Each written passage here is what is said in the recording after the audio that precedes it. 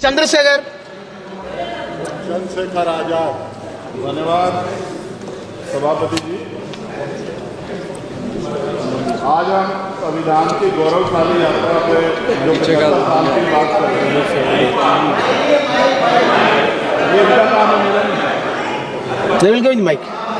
धन्यवाद सभापति जी। आगे सर, आगे।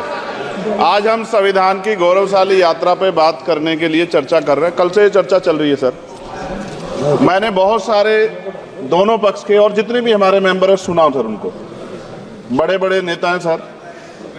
इसके भाग 1 में लिखा हुआ है India that is Bharat, Hindustan नहीं लिखा हुआ है सर।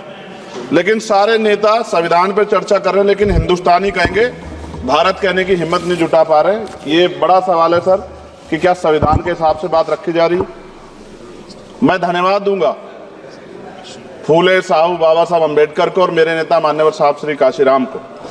25 नवंबर 1949 को संविधान को सौंपते हुए डॉक्टर बाबा साहब अम्बेडकर ने कहा था कि 26 जनवरी 1950 को हम विरोधाभास भरे जीवन में प्रवेश करने जा रहे हैं। राजनीतिक जीवन में तो हमारे पास समानता होगी, लेकिन सामाजिक और आर्थिक जीवन में असमानता होगी। क्या ये चुनौती आज 75 साल बाद दूर हुई है? भारत ने 26 जनवरी 1950 को संविधान लागू होने के साथ खुद को एक संप्रभु लोकतांत्रिक और गणतांत्रिक राज्य होने का ऐलान किया।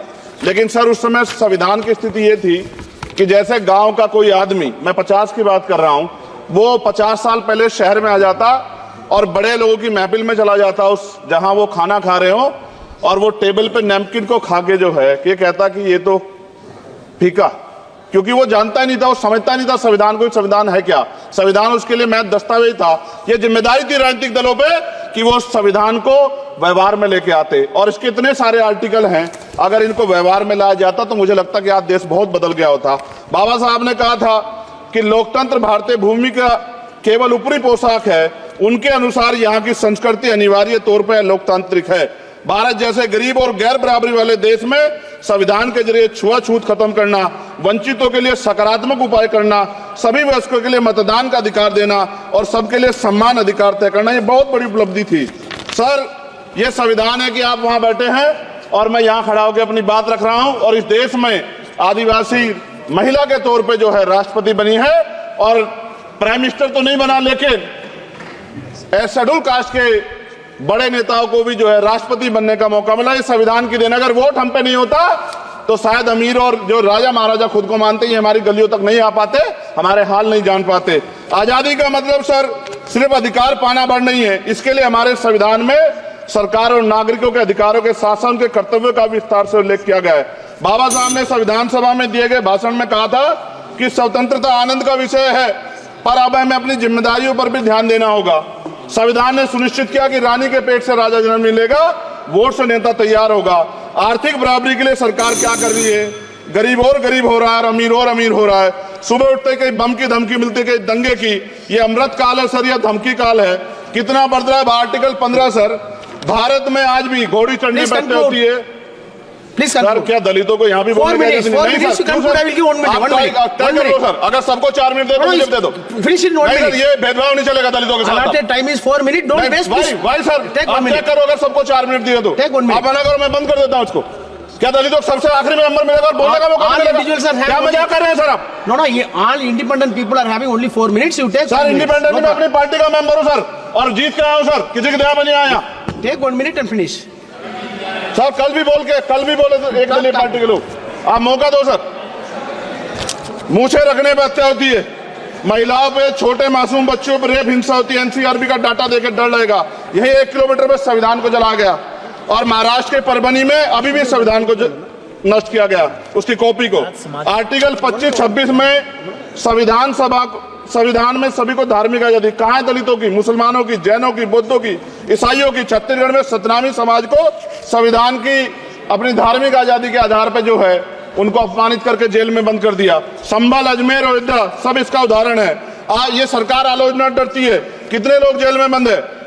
मिरान हैदर, खालिद सैफी, उमर खालिद खान, सिफा खान, गुलफ्शा फातिमा और आजम खान साहब राजनीतिक विरोध में बंद है। सरकार यहाँ बैठी है, सरकार सामाजिक न्याय की बात करती है। बताए कितने दलित मुख्यमंत्री बना रखे हैं आपने? 13 ज्यादा सरकार स्टेट में सरकार है। कितनी महिला मुख्यमंत्री है? आपकी सरकार ने सुप्रीम कोर्ट के आदेश के बाद रिजर्वेशन प्रमोशन में जारी नहीं किया, और ओबीसी को पॉलिटिकल रिजर्वेशन आप देंगे नहीं देंगे, आप बताने का काम करें। मैं 75 साल की गौरव यात्रा में हम एक सभ्य समाज नहीं बना पाए, इसलिए जाति आधार पर SC ST OBC के बच्चों को प्राइमरी स्कूल से लेकर उच्च संस्थानों में भेदभाव किया जाता है। सरकार निरंकुश हो गई, कोई बुलडोजर से कार्रवाई करता है। कल मंत्री जी ने कहा हमने राष्ट्रीय पिछड़ा वर्ग आयोग बनाया, 69 शिक्षक भर्ती में उसकी सिफारिशों को नहीं माना। EWS के जरिए आपने संविधान पे आरक्षण के प्रावधान पे हमला किया। 1 मिनट में खत्म कर रहा हूं सर। संविधान सर न्यायपालिका में आर्टिकल 124 ये कहता है सर, ये अधिकार जो है। Sanjay sir ji please conclude. Sir 1 minute में प्लीज संविधान में न्यायाधीशों की नियुक्ति का अधिकार राष्ट्रपति के द्वारा होना चाहिए, अभी तक नहीं हो रही है। All India judicial service commission कब बनेगा? क्या चंद परिवार ही सर जज बन सकते हैं? और आज हम सर, मैं सरकार से सवाल पूछना चाहता हूं सर, सेवाओं में SC ST OBC वर्ग का कितना प्रतिनिधित्व है? भारत सरकार के मंत्रालयों के अधीन PSU में, बैंकों, बीमा कंपनियों में और स्वच्छता संस्थानों में आउटसोर्स तथा कॉन्ट्रैक्ट पर वर्तमान कार्यरत कर्मचारी कुल कितनी संख्या है? आउटसोर्स और कॉन्ट्रैक्ट में कार्यबल SC ST OBC कितना प्रतिशत है? निजी क्षेत्रों में कार्यरत कर्मचारी उनके SC ST OBC की वर्ग लाभ। सर खत्म कर, लास्ट पॉइंट सर मैं फिर स्पष्ट तौर पर कह रहा हूं सर, यहां बैठे SC और OBC के मेंबर से कह रहा हूं सर, उनको सामाजिक जिम्मेदारी का ध्यान भी रखना चाहिए। पार्टी के प्रति वफादारी के साथ साथ अपने वर्गों के प्रति ईमानदारी भी रखनी चाहिए। ईमानदारी नहीं होगी तो उन वर्गों का भला नहीं हो सकता, और हमें बहुत सरकारों से उम्मीद नहीं है। बहुत बहुत धन्यवाद सर। Thank you.